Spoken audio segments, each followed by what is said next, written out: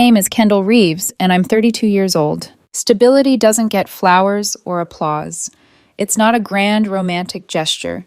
It's the auto draft that never bounces, the spreadsheet that actually balances, the quiet, "Don't worry, I already took care of it," that nobody remembers saying thank you for. I'm good at stability. 6 years ago, I stood in a too-bright bank office and signed my name 100 times to buy a small, slightly crooked house. 3 bedrooms, faded beige walls, a yard that tried its best. I paid every cent of the down payment. I watched the mortgage balance shrink the way some people watch their step count climb. That house became my one non-negotiable fact. No matter what else fell apart, I had a place that was mine. When I met Tyler Brooks 3 years later, 29, charming, a little impulsive with money, but quick with a joke, he called the house cozy and full of potential. I translated that to, "You have security, I don't." I didn't think much of it then. The night everything cracked didn't feel like a big night at first. Just an overpriced dinner at a trendy steak place with Tyler's 3 closest friends, the guys he'd known since college. The ones who still send each other memes at 2 a.m. and talk about being kings when their paychecks hit. The restaurant was dim, all dark wood and low amber lights. I was cutting into a $38 steak, pretending not to see the price because Tyler insisted on celebration energy. We were deep into wedding planning, date set for next summer. Across from me sat Gavin, his real estate agent friend, who treated life like a commission sheet. He'd just finalized his divorce. "I'm telling you," Gavin said, swirling his wine, "my lawyer was a shark. I cleaned up, got the condo, half her 401k, and spousal support. I'm getting paid to not be married. That's insane." The others laughed. Tyler did too, head tipped back, that easy grin I used to love. "Bro, you leveled up," another friend, Marco, said. "That's what planning gets you." Gavin pointed his fork at Tyler and then, casually, at me. "That's why you need a backup plan, man, just in case she messes up." The table buzzed. It was framed as a joke, light, loud. My knife paused halfway through the steak. I looked at Tyler. He didn't flinch. Didn't say, "Kendall would never do that." Didn't say, "We're solid, we don't need a backup plan." He grinned. "Trust me," Tyler said, tapping his glass against Gavin's. "I definitely have a backup plan. I'm not walking away empty-handed if things go south." They cracked up like he'd just delivered the punchline of the year. I smiled. I know I did because my cheeks hurt later. I even laughed. This sharp, too bright sound that didn't feel like it came from my chest. "Smart planning," I said lightly, because what else do you say when your fiancé just talked about divorce strategy over your medium rare? But inside, something went quiet. Not dramatic, not explosive, just quiet. While they riffed about settlements and not getting screwed like Gavin's cousin, my mind did what it always does when I'm anxious. It ran numbers. House purchased 6 years ago, fully paid off. Current estimated value around $380,000. Retirement account started at 23, growing steadily. Savings in a high-yield account. Inheritance from my grandfather sitting untouched in a separate account. Every line item had one thing in common. I built it before Tyler Brooks ever sat across from me in a bar and asked if the seat was taken. And according to his little joke, he had a backup plan. The server came by to refill our waters. Tyler slipped his hand onto my knee under the table, gave it a squeeze like everything was normal. Maybe for him, it was. On the drive home, he was flushed and talkative, ranting about how ridiculous Gavin's settlement was. "Can you believe that?" Tyler said, drumming his fingers on the steering wheel. "She barely worked and walked away with the condo. I swear, if we ever got divorced..." He cut himself off, laughed. "Not that we will. I'm just saying, I'm not walking away with nothing. That's crazy." I watched the headlights wash over the dashboard. "Yeah," I said quietly. "Crazy." He didn't notice the way my fingers dug into my own knees. By the time we pulled into the driveway, a decision I hadn't even known I was making was already made. It sat there, fully formed, waiting for me when I stepped out of the car. The next morning, I called in sick. My boss didn't question it. I never call in sick. I made coffee, sat at my kitchen table, and opened my laptop. The house was silent except for the hum of the fridge and the occasional car passing outside. In another life, maybe I would have confronted Tyler first, asked him what exactly his backup plan was, given him the chance to reassure me. In this life, I opened a new tab and typed, "Family law attorney near me." 3 consultations in 7 days. The first attorney was polite but distracted, her office crowded with stacks of paper and a blinking phone that never stopped. The second was more interested in telling me horror stories than answering questions. The third was different. She was in her 50s, sharp dark bob, glasses that made her look like she already knew how the story ended. Her office was clean, tidy, a framed quote on the wall about preparation being the opposite of fear. "So," she said, after I'd explained the dinner, the joke, the house, "you own the property outright?" "Yes. Bought it 6 years ago. Paid off the mortgage myself. Before you met him." "Yes." She nodded, wrote something down. "Retirement accounts?" "Started at 23. All contributions before we got together and since, in my name only." "Any inheritance?" I hesitated. "My grandfather left me money. It's in a separate account. I haven't touched it." "Good," she said. "Keep it that way." She leaned back, folded her hands. "Here's the thing, Kendall. Everything you earned or acquired before marriage is separate property. Legally, your house, your inheritance, your pre-marriage retirement contributions, they're yours." "Okay," I said, but, she continued, "the problem is commingling. If he moves in, helps pay utilities, contributes to repairs, shares expenses, he could later argue he's entitled to a portion of the appreciation, to equity. People do it all the time. They call it fair after the fact." My stomach tightened. I pictured Tyler in my kitchen, barefoot, making pancakes. How quickly domesticity can be turned into an invoice. "So what do I do?" I asked. "You get a prenup," she said simply. "One that is drafted properly, with full disclosure, independent counsel for him, and enough time before the wedding so it's not under duress. 60 days minimum. 90 is safer." "How ironclad can we make it?" I asked. Her lips curled into something like approval. "Very, if you're clear about what you want." I stared at the legal pad between us. "I want my house protected. Fully. I want my inheritance untouched. I want the retirement accounts built before marriage to stay mine. During the marriage, anything we build together, fine, we split. But what I built alone stays mine alone." "We can do that," she said. "We'll specify that the house and its appreciation remain your separate property. Same for inheritance and premarital retirement. We can include terms about separate accounts, contributions, even alimony. Many of my clients add an infidelity clause." "Infidelity?" I repeated. "If either party cheats," she explained, "they forfeit any claim to the other party's separate property. You'd still each keep what's in your own name, but cheating would cut off any argument that they deserve a piece of what you built beforehand." My mind flashed to Tyler laughing about not walking away empty-handed, to the way he kept his phone face down lately, to the mention of just coffee with his ex, Vanessa, that he'd waved off as nothing. An infidelity clause felt less like pettiness and more like a smoke alarm. "Add it," I said. The retainer was $3,800. I signed the engagement letter with a steady hand. It felt less like planning a divorce and more like locking my front door. A week later, I sat at my dining table with 12 pages in front of me.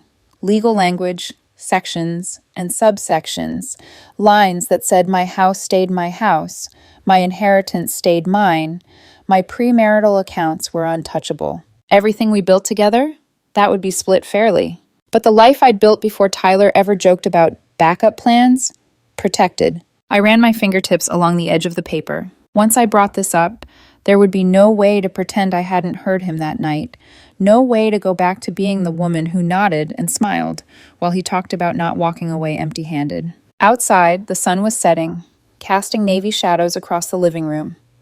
The house was quiet. Mine, for now. I took a breath, folded the prenup into a neat stack, and set it on the table. There was no going back after this. I waited 2 full days before bringing it up. Not because I was unsure, because I wanted to present it in calm water, not in the wake of a joke that had pulled the floor out from under me. So I made Tyler's favorite dinner, lemon chicken marsala, roasted potatoes, the herb blend his mom swore was a family secret until I found it on Pinterest. I wanted the mood soft, familiar, something that didn't give away that the stack of papers tucked inside my desk drawer could undo our entire future. Tyler came home humming, dropped his keys into the bowl, kissed my cheek like he always did. Everything looked like normal life from the outside. "Smells amazing," he said, rubbing his hands together before sliding into his seat. "God, I'm starving." I watched him for a moment, the easy way he ate, his relaxed shoulders.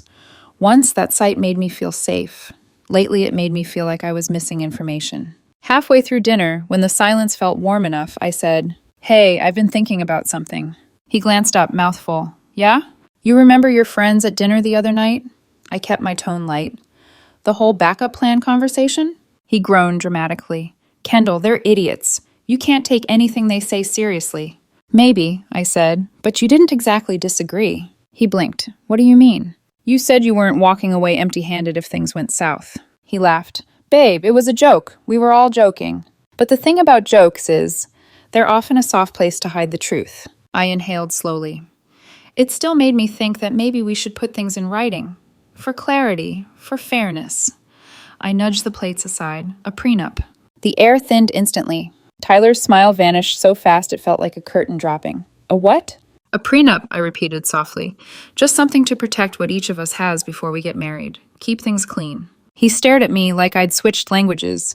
"We're planning a wedding. Why are you talking about divorce?" "I'm not planning one," I said.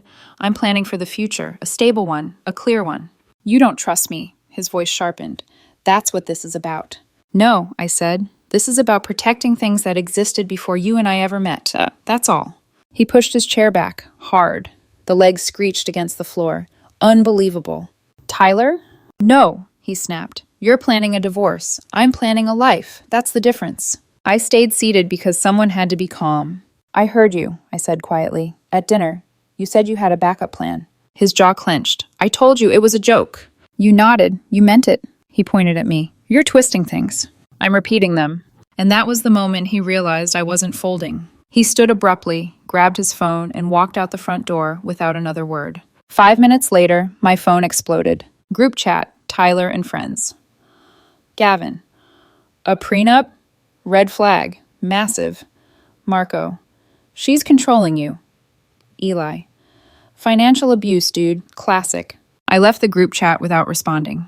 By the time Tyler came home 2 hours later, he was vibrating with their opinions. "My friends think this is insane," he said, pacing the bedroom. "They think you're manipulating me so you keep the house." I met his eyes. "It is my house." "That's not how marriage works." "It's how this marriage works, or it doesn't happen." He froze. "You're giving me an ultimatum?" "I'm giving you clarity." He raked both hands through his hair. "I can't believe this. You're acting like I'm some gold digger." "No," I said. "I'm acting like someone who heard you say you're not walking away empty-handed." "That was a joke." "Then it should be easy to sign a prenup." He stared at me, hurt, angry, betrayed, but not once did he say, "I don't want your house." "I'll get a lawyer," he finally said. "A real one. Not some shark who convinced you you're better off without me." "I want you to get a lawyer," I said. "Independent counsel is required." He stormed out again. When he came back later, the emotional energy had shifted. Lighter, false. He climbed into bed beside me and said, "Let's just forget this whole thing." "No." "Kendall," he whispered, reaching for my hand. "We're supposed to be a team." "I want us to be," I said. "That's why a fair prenup makes sense." He withdrew his hand. "It's not fair. You get everything. I keep what I earned before you. You keep what you earned before me. We split what we build together." "That's not enough," he said. There it was, the truth. A few days later, the tone changed again, this time strategic. He stood in the kitchen while I made coffee, arms crossed, voice low. "Fine, I'll sign your prenup." Relief uncurled in my chest until he added, "But I want something." I set down the mug. "What?" "Add me to the house deed." The mug stopped midair. "No." "If you really plan on being married to me," he said, "you should be willing to put me on the deed. It proves you're committed." My laugh wasn't kind. "Tyler, that literally contradicts the prenup." "Then remove that part." "No," I said, "my house is non-negotiable." He slammed his palm on the counter. "You're throwing away 2 years over paperwork. You're walking away from a marriage because you can't have my house." His face flushed, and for the first time, I saw something in him I'd deliberately ignored. Not love, not partnership, entitlement. He grabbed his jacket. "I'm getting my own lawyer. Someone who actually understands fairness." "Good," I said quietly, because fairness was something I was finally willing to fight for. He left, door slamming hard enough to shake the frame. But the silence that followed didn't scare me. It steadied me. He wanted leverage. He wanted access. He wanted a safety net built from my years of work. And for the first time, I wondered, did he want me? Or did he want what marrying me would give him? The prenup sat on the dining table, a neat, unmoving stack of truth. This wasn't just paperwork. It was the line I wasn't crossing. It was the line he desperately wanted to erase. Tyler's real lawyer showed up 3 days later. I knew she wasn't cheap the moment she walked up my driveway. Designer tote, heels too clean for real courtroom floors, a look that said she billable hours her way through life. Tyler followed a step behind her, chest puffed with borrowed confidence. They didn't even say hello before sitting at my dining table. The lawyer crossed her legs, folded her hands, and gave me a professional smile I'd seen 1,000 times in meetings. The I already know the ending kind. "Ms. Reeves," she began, "my client has some concerns regarding this agreement." Tyler nodded sharply beside her, like a kid hoping his teacher would give him a gold star. I didn't flinch. "I'm listening." She flipped through the prenup, manicured nails tapping the pages. First, the infidelity clause. My client finds it punitive. Punitive? I repeated calmly. If Tyler doesn't cheat, it's irrelevant. Tyler bristled. "It's insulting, Kendall." I met his eyes. "Why?" He opened his mouth, closed it, exhaled through his nose. The lawyer continued, "Additionally, the alimony restriction seems unnecessarily restrictive. Your income is higher than his. It would be unfair to pre-limit his rights." I took a slow breath. "He's a capable adult with a full-time job. I'm not his retirement plan." The lawyer's smile tightened. "And finally," she said, tapping the document, "the clause about the house. This part declares all appreciation remains your separate property." She tilted her head sympathetically. "Kendall, that is highly unusual. In most marriages, the marital home is treated as a shared asset." I didn't break eye contact. "The house will not be a shared asset." Tyler shifted, voice rising. "Babe, that's not fair." "It's mine," I said softly, but with steel behind every syllable. "Paid off before I met you. I'm not negotiating that." The lawyer tried again. "Surely we can find a middle ground." "We already did," I said, placing one hand on the table. "Everything built before marriage stays separate. Everything built during marriage is split fairly. That is the middle ground." Tyler looked at his lawyer, frustrated. She looked back at him with the same expression someone gives a client who has zero leverage and doesn't know it. Finally, she closed the packet with a decisive snap. "He's not budging," she told him. "Not me. Him. We can't force her to diversify her risk." The irony almost made me laugh. Tyler's jaw tightened. "Can we at least remove the infidelity clause?" he said quietly, without looking at me. Something in my chest went still. The air didn't move. The house didn't creak. Even the refrigerator seemed to have the decency to stop humming. I studied him, really studied him. "Why?" I asked gently. "Does that clause bother you so much?" "It just does," he said, too fast. "Why?" I repeated. "It isn't fair. It doesn't affect anything unless you cheat." "I won't cheat." "Then it shouldn't matter." His knee bounced under the table. His eyes flicked to the side. He swallowed hard. The lawyer misread the silence as stubbornness and began packing her bag. "I advise you not to sign," she said briskly. "Your concerns are valid." Tyler looked panicked. "Wait." But she was already standing. "Unless she's willing to compromise on the major points," she said, "there's nothing for us to negotiate." I nodded politely at her. She did not return it. When the door shut behind them, the entire house felt bigger than it should have. Quieter, colder, honest. Tyler stayed away for a few hours. I didn't call. I didn't text. I sat at my kitchen counter with a mug of tea I didn't drink and stared at the prenup on the table. 12 pages. 12 pages that protected everything I had ever built. 12 pages Tyler was treating like a personal attack, instead of the simple legal boundary it was. When he finally came home, he didn't slam the door this time, didn't raise his voice. He walked in small, almost fragile. "Kendall," he said softly, standing in the doorway like he wasn't sure he was allowed inside, "can we just talk?"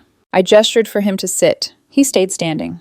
"I don't like this," he said. "The fighting, the lawyers, the tension. I don't like it either." He took a breath. "So let's just drop it. Forget the prenup. We'll figure things out together once we're married." I stared at him. "No," I said quietly. "We won't." He flinched. "You won't sign," I said. "You brought in a lawyer to negotiate access to my equity. You tried to get on the deed. You fought the infidelity clause harder than anything else." "That's not fair," he whispered. "What's not fair?" He had no answer. I held his gaze. "You had a backup plan," I said, "and I didn't." He shut his eyes like the truth physically hurt. I continued, voice steady. "And the only thing this prenup does is make sure your backup plan doesn't include everything I built before you." He finally broke. "Kendall," his voice cracked, "I love you." "I believe you," I said. "But love isn't the issue. The lack of transparency is." He dropped onto the couch, burying his face in his hands. For a long minute, neither of us spoke. Then, softly, almost inaudibly, he whispered something that sealed the fate of our relationship. I just don't want to be screwed if things don't work out. Not they will work out. Not we'll build together. Not we're forever. Just fear and a plan. A plan that depended on me losing something. Something I wasn't willing to lose. The next morning, I got up before sunrise. The house was still. Tyler was asleep in the guest room, his breathing slow, untroubled. I brewed coffee, sat at the kitchen table, opened my laptop, and canceled the wedding. Venue deposit gone. Caterer gone. Photographer gone. Florist gone. DJ gone. $4,500 in losses. A bargain. I texted him at 7:14 a.m. Wedding's off.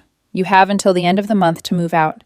We'll handle logistics when you're awake. He showed up in the kitchen an hour later, hair wild, eyes red, clutching his phone like it was a weapon and a shield. You can't be serious, he whispered. I am. You're overreacting. His voice shook. We just need to talk. Or fix the language. Or... No prenup, I said quietly. No wedding. And if there's no wedding, there's no reason for you to live in my house. He stared at me like he didn't recognize me. Please, he said, don't do this. But he'd already done it. With every joke, every negotiation, every panicked attempt to get onto my deed, every comment that revealed he was planning the ending before we even wrote the beginning. I stood up, walked to the front door, and opened it. You have the rest of the month, I repeated. He didn't move, not until I said softly, Tyler, we're done. His breath hitched, and then, like clockwork, his friends pulled up outside. 3 of them, marching toward the house like an intervention squad. I didn't step aside. I didn't let them in. Not yet. Not until I was ready. And I was. Very, very ready. They came up the walkway like they owned the place. Gavin in the front with his loud confidence, Marco flanking him like backup muscle, Eli trailing behind with that self-righteous expression he always wore when he thought he was about to fix someone else's life. Tyler stood a step behind them on the porch, eyes swollen, arms crossed, like he wasn't sure whether to hide behind them or lead the charge. Gavin knocked once, loud, like the beat of a gavel. I opened the door halfway and blocked the entrance with my body. He raised an eyebrow. We need to talk to Tyler. He's right there, I said, glancing behind him. Talk outside. Gavin scoffed. You're kicking him out. We need to sort this. I'm not kicking him out, I corrected calmly. I gave him 30 days' notice. He's been living here rent-free for 9 months. Marco crossed his arms. That's cold, Kendall. Is it? I asked. Or is it practical? Gavin pushed forward like he intended to step inside. I didn't move. You canceled the wedding without talking to him, he said. That's messed up. I talked to him for weeks, I said. He refused the prenup for weeks. He tried to get on my deed. He wanted the infidelity clause gone. That told me everything. Tyler bristled. Stop saying that. Then explain it, I said, looking directly at him. Explain why you wanted that clause removed so badly. He opened his mouth, closed it again. Gavin stepped in, desperate to rescue him. He doesn't have to explain anything. You're being paranoid. And you, I said evenly, aren't the one marrying him. Eli threw up his hands. This is financial abuse. You're controlling. I shut the door in his face. Hard. Tyler yelled from outside, Kendall, open the door. I didn't. A few seconds later, I heard the front door slam behind them as Tyler stepped back inside on his own. His friends' voices faded down the walkway as they stormed off, still complaining about me as if their opinions mattered more than facts. Tyler stood in the living room, shaking his head. You embarrassed me, he said quietly, voice cracking, in front of my friends. I turned to face him. They embarrassed you, I said. You brought them into our relationship. You told them things before talking to me. You let them decide your boundaries. He swallowed hard. I just needed advice. You needed clarity, I said, and instead you hid behind them. His breath shook. Kendall, please, I'll sign whatever you want. I mean it. I'll sign everything now. I felt a strange, heavy sadness wash over me. Not grief, not nostalgia, just truth. You're not signing because you agree, I said. You're signing because you think it'll undo all this. But nothing changes what I've already seen. He stepped closer. I love you. I know, I said softly. But love isn't the same thing as transparency, or respect, or integrity. He sank onto the couch, head in his hands. Just give me a chance, he whispered. I did, I said, and you showed me exactly who you are. Silence stretched between us. Long, slow, painful. Finally, he said the quiet part out loud. I just wanted security. I nodded. You have security, your job, your income, your savings. What you don't get is my house. His head snapped up. Why not? That's what married people do. They share things. They share what they build together, I said, not what one person built long before the other showed up. He looked shattered, but not because he was losing me, because he was losing access. And that distinction hurt more than any shouted argument could have. The next week was a steady unraveling. Tyler moved into the guest room full time. He closed the door a lot. He whispered on the phone. He slammed drawers. Sometimes he stared at me with this bewildered expression, like he couldn't comprehend how the situation had slipped so far out of his control. And then the paperwork started. A demand letter from a new attorney claiming I had illegally evicted him. My lawyer laughed on the phone. He's a guest. No lease. 30 days notice is generous. They have nothing. The attorney backed down the next day. Then came the police. 2 officers on my doorstep claiming Tyler reported stolen jewelry. I showed them the text from the night he moved some belongings out. I grabbed all my jewelry. They apologized and left. Then Tyler called my boss, claiming I was withholding his property. My boss forwarded me the voicemail with a note. Handle your personal affairs. He won't get another minute of company time. Tyler's narrative shifted next. He told mutual friends I'd been financially abusive, controlling, manipulative. But bank statements showed we'd split everything 50-50 for 3 years. Every vacation, I paid more. Every restaurant bill, mostly me. Wedding deposits, 100% me. His story collapsed under the weight of documentation. The final blow came quietly, 2 weeks later. A mutual friend texted me, "You probably already know, but Tyler's been meeting Vanessa for coffee for months. He told people you were fine with it." My stomach went hollow. Vanessa, his ex, the one he said was safe, just a friend, nothing to worry about. Suddenly, the panic over the infidelity clause made perfect, devastating sense. He hadn't been planning our future. He'd been hedging his bets, a financial backup plan, and a romantic one. I sat on the edge of my bed, in my house, and let that truth settle into every quiet corner. Not grief, not heartbreak, just clarity. Crystal, unshakable clarity. The final day. On the 29th day, Tyler's parents arrived to help him move out. His mother cried the entire time. His father tried to intimidate me, claiming I owed Tyler for the wedding. I calmly reminded him Tyler paid none of the deposits. Tyler packed slowly, painfully, like dragging out the process would change the ending. When he was finally done, he stood in the doorway, eyes glassy. "This didn't have to happen," he whispered. "You destroyed us over money." I shook my head. "I protected myself from someone who admitted he had a backup plan. You destroyed us by having one." He didn't respond. He just left. The house felt brighter immediately, quieter, breathing differently, like it had been waiting for him to go. That night, I stood in the center of my bedroom and stared at the ugly beige walls he always insisted felt cozy. I opened a can of navy blue paint and drew the first long stroke across the wall. A clean line.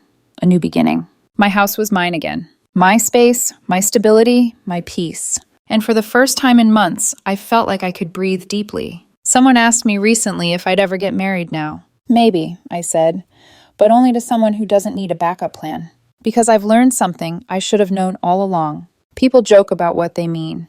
They hint at what they want. They reveal more than they hide. If they can't sign a fair prenup, believe them. If they try to get on your deed before the wedding, believe them. If they plan their exit strategy before you even walk down the aisle, run. I lost $4,500 in deposits. I gained everything else. A house, a future, a spine made of steel I didn't know I had, and peace. Deep, quiet, unshakable peace.